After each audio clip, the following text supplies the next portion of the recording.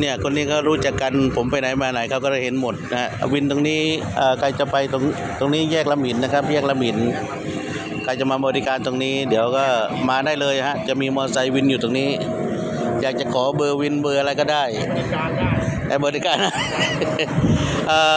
วินเขาอยู่ถึง3 ทุ่ม 4 ทุ่มแต่ผมมาเข้า3 ทุ่มปิดบริการถึง4 อ๋อวินจะปิดบริการถึง4 ทุ่มนะครับเดี๋ยวผมจะลงไลฟ์ลงอะไรให้ทุกอย่างเลย ครับ เดี๋ยววันนี้ผมจะเอาลง YouTube ก่อนตัวนี้เดี๋ยว ประชาสัมพันธ์ ครับ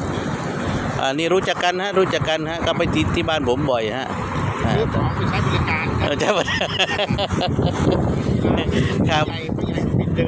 ปิดดึก ปิดดึกเที่ยงคืนครับก็เปิดบริการถึงเที่ยงคืนส่วนมากจะมีอะไร